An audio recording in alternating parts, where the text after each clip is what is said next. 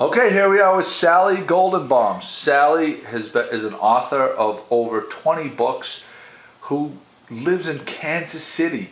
And you write novels, a whole mystery series based on Cape Ann. That's right, landlocked Kansas. How do you write about Cape Ann if you're living in Kansas? Well, I met Cape Ann when I was invited to a wedding here on a three-masted schooner years ago, and fell in love with this area. And then shortly after that, my daughter and her then boyfriend moved to Rockport. And then when they got married, they moved to Gloucester. I even have a sign, Gloucester, on my refrigerator. And we follow our children around, and we started visiting here very, very often.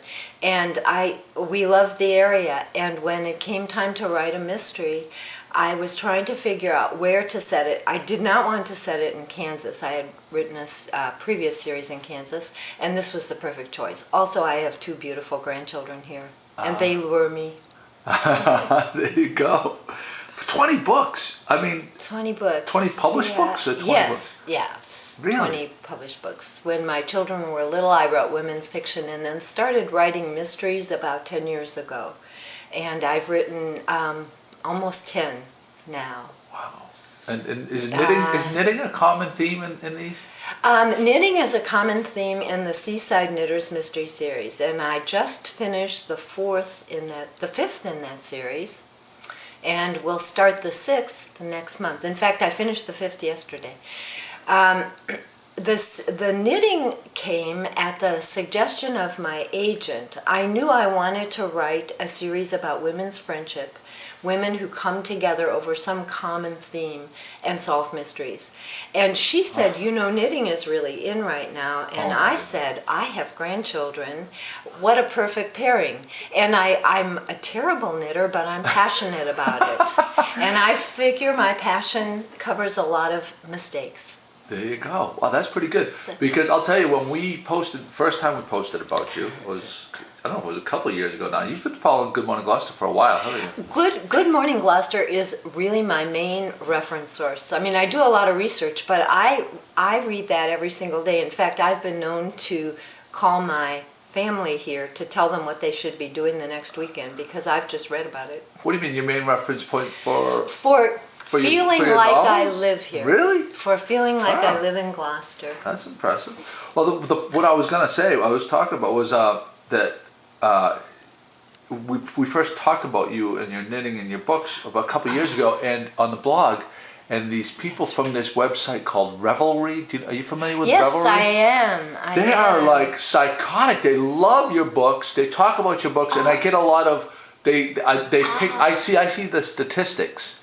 And the statistics where the hits are coming from, and this website called Revelry, I don't know. Oh, it's wonderful, and I'm so happy to hear that because I've always thought I need to get an in on Ravelry, and I joined it, and I go on Ravelry, but I didn't realize that there were people there who were reading my books, and that's wonderful. It's a huge website. Yeah, everyone who knits knows Ravelry. Yeah, I guess that's the like how Good Morning Gloucester is the spot if you want to talk about Gloucester. Ravelry is the one about knitting. You like that? Sounds that good? All right, we're having fun. All right, so your new book, it just came out. Why don't we hold it up for the folks? And actually, this is a preview. It comes out on Election Day, Tuesday. Oh. And it's called A Holiday Yarn. Okay. And this is the first of the Seaside Knitters mysteries that's written during the winter season. Mm-hmm. And my publisher suggested it, but I was thrilled to do it because I know summer well here, but I hadn't explored winter. And I know about Santa coming in on the lobster boat, and I know you write a lot about the lobster tree contest between Rockport and Gloucester. Rockland, yeah. And there are so many wonderful traditions like that that I wanted to write a novel set in the wintertime. So those are all included in this novel. It's winter time, it's holiday time in Sea Harbor, which is a blend of all the little towns around Cape Ann. It's a fictitious town, but it grabs from everything. And my knitters visit Gloucester, and they visit Rockport, and they go to Beverly, but they live in Sea Harbor. And they're getting ready for the holidays when a murder occurs at a bed and breakfast. So the knitters come together to help solve the murder in order to bring the holiday season back to Sea Harbor. It's like Nancy Drew meets Gloucester meets knitters. It's crazy, right? It's crazy. I love it. Yeah, that's fantastic. And your books all have a lot of Gloucester and Rockport references. They do. Yeah. And that's real important to me. In fact, we're sitting right now in the tea shop, and I think it's Patterns in the Sand, the second book I wrote, there's a very important scene that happens right here in the tea shop. Pleasant Street? Really? Where a very important clue comes to light as two of the knitters are having tea with someone. We visit they always go to dinner at the Franklin. So they come to Gloucester for big time city life. Oh, out from Sea Harbor. From Sea Harbor to Gloucester. Okay. To Gloucester. Okay. Beth Williams' studio, which is right next door, inspired me to set a bead shop in Sea Harbor because she does. And I know you've interviewed her on Good Morning Gloucester. Wow, this is great. So it's interesting to hear about how people that don't live here think about Gloucester and Cape Ann. Do you have any favorite spots in Gloucester and Rockport?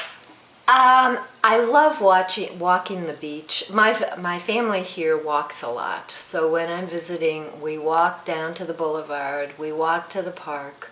For the first book, we visited the breakwater a lot because it was prominent in my first book, and I had to make sure it really worked. And I love that. I love Good Harbor Beach. It's hard to pick a single spot here, isn't it? Yeah, it really is, yeah. The harbor probably is my favorite spot. The harbor? The industrial harbor? Or I like the whole thing. We've been here a couple of years when the schooners are in and we can tour them. Yeah. And that's a great weekend to come. Yeah, that's a fun weekend.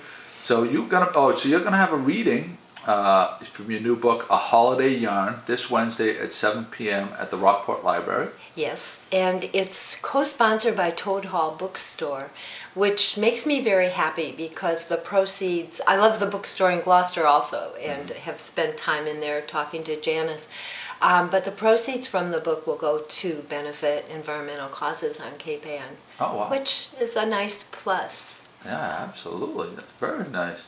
Yeah, and you also have a website. I do, and it's my name, so it's easy to remember. It's SallyGoldenbaum.com. That's about as simple as it gets right there. And if we have time for one short story, researching this book comes from a lot of different sources, and I've gone to the museum here. We walk around a lot. I talk to people. In fact, when I was working on the very first book, I was walking, my daughter and I went down to the harbor to buy lobster, and it was after 3 and the fish market was closed, and so we couldn't get lobster. And she said, I know this other place, maybe they will sell us some lobsters. So we went around the corner. I don't have all the streets quite right, but we saw this great big building, and it wasn't a store, but we walked in and there were some men in the back standing over a big tub. And there were lobsters in the tub. So we went back and we asked if we could buy one. And they said, sure. So they sold us some lobsters. And I thought, while I'm here, one of my knitters is a lobster fisherwoman. And I've been reading a lot about lobsters. I've been reading all Linda Greenlaw's books. And but I thought, I have experts here. These men know lobsters. So I asked this very tall, handsome man about...